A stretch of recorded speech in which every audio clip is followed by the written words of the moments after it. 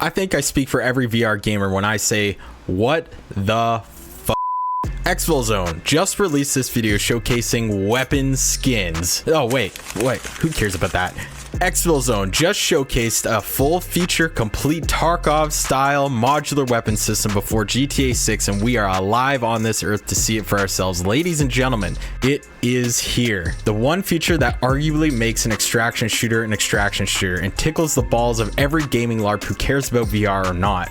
This is huge. And let me try to be clear here. Let's make sure I don't underemphasize the importance of this feature for all the little kiddies that have never played the brutal and unforgiving Escape from Tarkov before. This mechanic was something thought impossible to cram into the small cell phone processor of a standalone VR headset, and that is one of the cornerstones of Tarkov. After this, I can't even think of what ExfilZone could do to have a more complete extraction shooter in VR. They have scav runs, a high stakes keycard map, multiple and numerous weapon variants, loot that is valuable for everything in bunker upgrades, and that is just counting the things its DLC slop filled wannabe second cousin Ghosts of Tabor cannot seem to pull off for themselves.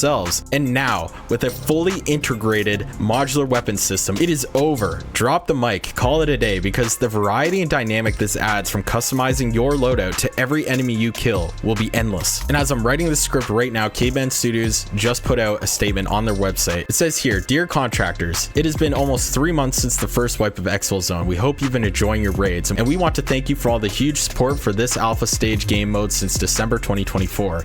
We've been listening closely to your bug reports and your requests for new content. Thanks to your feedback, we've rolled out patches and ran events like Metro Free, but we know you're longing for more than fixes and events. So let's talk about what's coming with the next wipe update. The gunsmith system. Yes, we hear you. We want more weapons. So with the next wipe, we're taking it a step further. Now you can build your own. The new gunsmith system empowers you with the freedom to mix and match components and attachments, crafting truly unique weapons tailored precisely to your style. And yes, you can even select your own colors. This innovative system vastly expands the ExfilZone gun library, opening up endless possibilities for one-of-a-kind builds that are exclusively yours. And that's not all. It goes on and says they're adding even a new map. It says here that no wipe update is truly complete without a fresh playground to conquer. Introducing Smuggler's Tunnel, a thrilling new map that injects a whole new vibe into the mix, shaking up strategies, offering endless tactical opportunities. We're betting this one will skyrocket in popularity, and we're beyond pumped to dive deeper. Stay tuned for more juicy details in the coming weeks. Now, this next statement makes me a little bit nervous because they're upgrading their engine from Unreal Engine 4 to Unreal Engine 5, and everybody knows that Unreal Engine 5 has problems with performance, and adding it into the cell phone software like the VR headset as a standalone component, we'll see how problematic that is. But the statement goes as followed. You've probably noticed from the screenshots above, we're updating from Unreal Engine 4 to Unreal Engine 5. Honestly, the screenshots look beautiful. Let me know what you think in the comment section below, but the game looks so much better. I'm very excited to actually see this game in Unreal Engine 5 inside of my headset on the PC. It's gonna look really, really good. It goes on and says this means ExfilZone will look better with improved lighting and effects, and give us the tools to build larger, more detailed maps into the future. Oh, so there's more maps coming, even bigger ones. That's extremely cool. It goes on and says, what's more, this upgrade will thoroughly fix the bug where items fall through the ground. It's a big step toward making your raids feel even more immersive. Please stay tuned for more news on the upcoming wipe update with the gunsmith system, Smuggler's Tunnel, and UE5 upgrade. While we're heads down prepping for next wipe, we're also making sure your current experience stays smooth and fun. We're cracking down on cheating, adding new collectible items, and getting ready to launch an exciting airdrop event from the weekend of July 19th. Cheating update and EAC improvements. We want to take a moment to acknowledge the recent concerns around cheaters in the game. We're fully aware of the impact this has on your experience, and we want you to know that it's a top priority for us. With the next update, we'll be rolling out an update version of Easy Anti-Cheat. This will include improved detection and enforcement measures designed to catch and remove cheaters more effectively. This is just one step. We're continuing to monitor, adapt, and take action behind the scenes. Your reports help and your feedback matters. Thank you for your patience and continued support. We're committed to keeping the game fair, competitive, and fun for everyone. Honestly, a pretty generic statement coming from almost any online competitive game that I've ever seen in my life, but it's good they've actually acknowledged this, being that cheating is a concern in this community. Okay, and it goes on and says they're adding collectible posters. We're excited to introduce a fresh collectible to the game, posters. Collect them transform your personal space into a customized showcase. So I assume you put this up in your bunker anywhere you want. How to get them: acquire posters through various thrilling avenues, scavenge them as rare drops across the map, redeem one type of the posters from the shop, and earn another type by participating in special events. How they work: posters are conveniently stored as compact rolled up tubes, making them easy to stash in backpacks, storage crates, junk boxes, and beyond.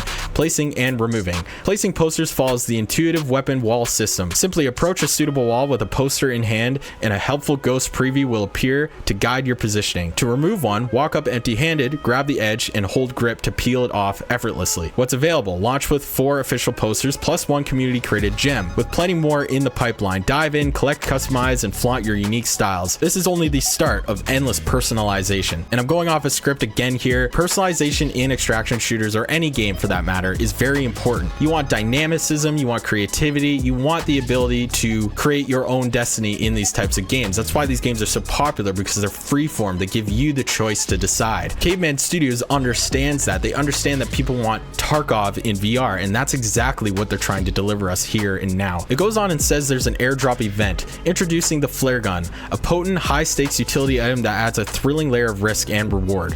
It slots seamlessly into your holster as a secondary weapon and pairs perfectly with all backpacks. Like med injectors, it's designed for one-time use, dropping from your grip right after it's firing. How it works: the flare gun remains inactive until you enter a disengaged flare zone of the map.